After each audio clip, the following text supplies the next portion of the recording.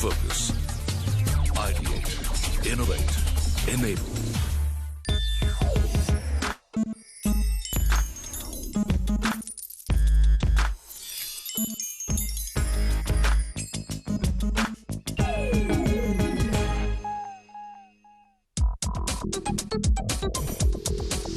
The National Stock Exchange of India has been actively involved with initiatives to educate the young generation of our country on the importance of financial management. One such initiative is NSE Finwiz that focuses on educating and advising the young workforce of the country on wealth management to enhance financial literacy and to empower them. Insurance is for protection and investment is for growth. Another program facilitated by NSE IPFT is NSE Financial Quest. This inter-school financial quiz contest goes an extra mile by educating the young students on fundamentals of finance. On the buzzer, what is this? It's the formula for the simple interest. Simple interest is the right answer. Under the NSE Financial Quest Base Camps banner, the program engages students around the year through workshops on various topics, projects, interactive videos, and quizzes.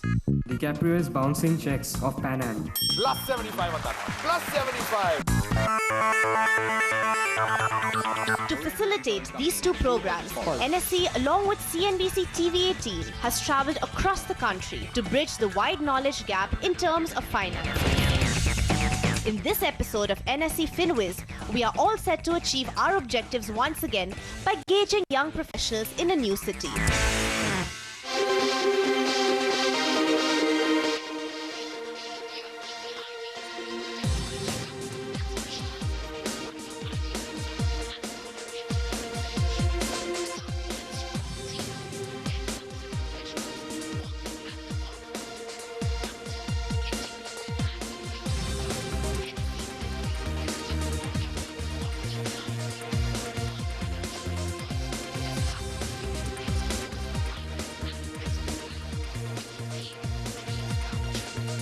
Wealth management is very important for all the youngsters, for everybody, basically. So one has to start he has to invest for his future because his children would be there, his family would be there. You need someone who can handhold you through the process. Someone like me who's a little bit financially, illiterate in terms of what to invest, where to invest, and all of that. I would like to really know where should I really go to get an honest portfolio done for my actual needs. Hello and welcome to Season 4 of NSE Finwiz powered by CNBC TV18. I'm in conversation, of course, with two experts, and this time around, let's introduce you to Roongta of Roongta.com and, of course, Tanveer Alam of Fincard.com. Thank you so much for speaking to us here at KPIT Noida, where we have a whole host of young professionals waiting to actually soak in all that you can tell them about personal finance and investment planning. My first question, of course, to you, Mr. Roongta, is we are talking about a day and age where everybody wants to have it all, whether on the professional front as well as the personal front. And you dream big. And in order to achieve big, you need to actually plan better. So talk to us about the importance of financial planning, and is there any ideal age to start? Is ever a little too late to actually go ahead and start investing? You need to have dreams, but then you need to plan for those dreams, and you need to make sure, you need to plan for it properly.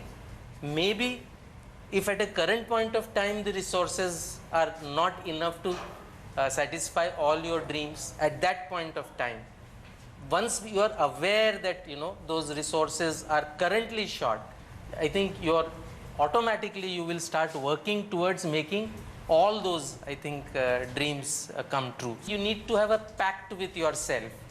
What percentage of the money that you make is meant for your future self, and what percentage is meant for your present self? And Tanveer, if I can bring you into the discussion, suppose a young individual were to make 70,000 rupees a month, out of which 15,000 rupees a month could go into some sort of investment vehicle.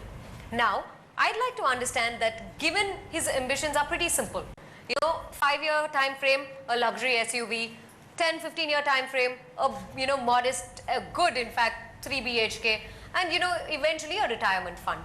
What according to you are vehicles to consider actually parking that 15,000 rupees per month?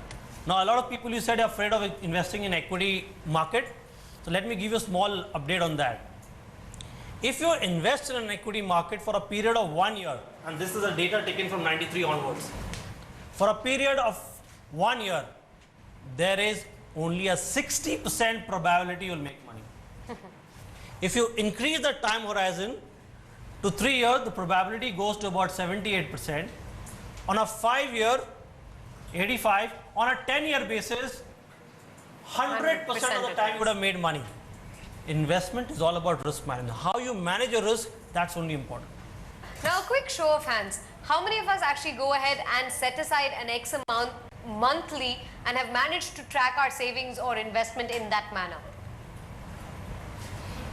Brilliant. How many of us actually go ahead and invest in mutual funds or in the equity markets directly at the moment?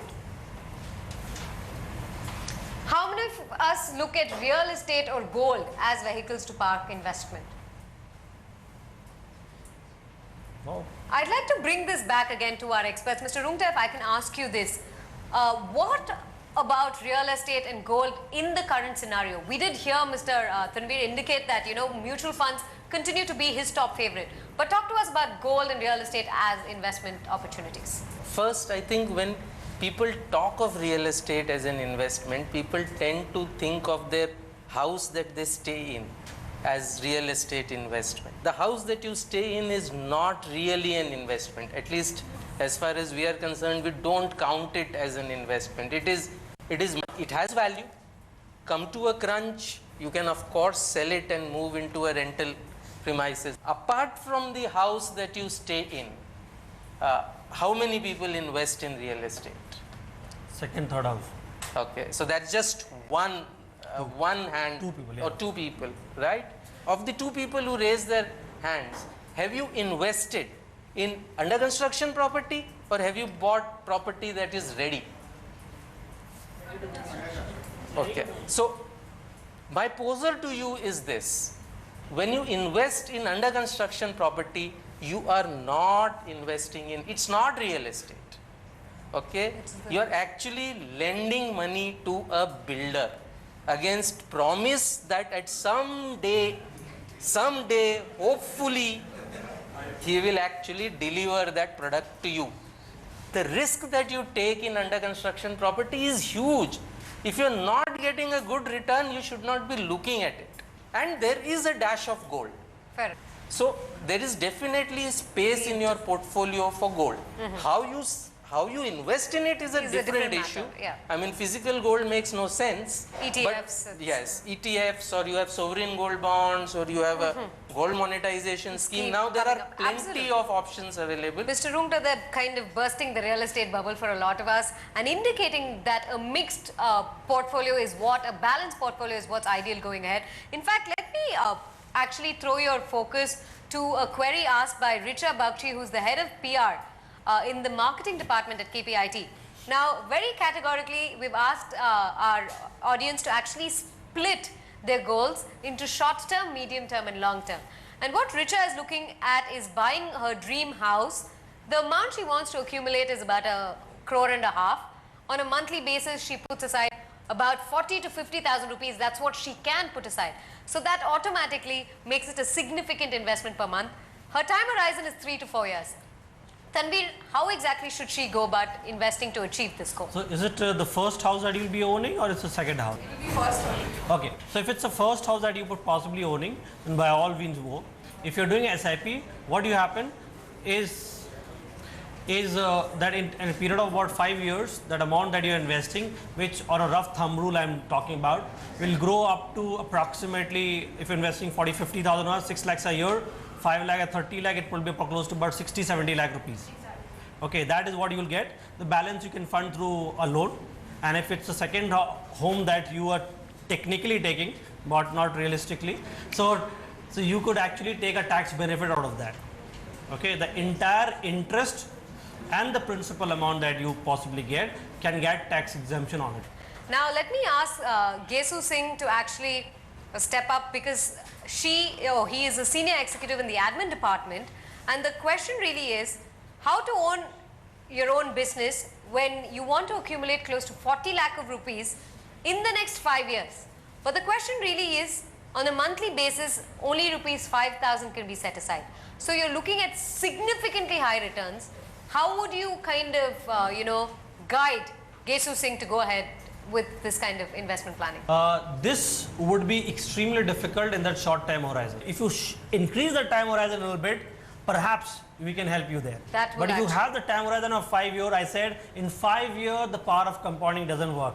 Thank you so much, Gesu. It's time to slip into a quick break right here on NSE Finwiz. But stay tuned because we're in conversation with Mr. Roongta and Mr. Alam, and there's a whole host of discussion on taxation on the other side.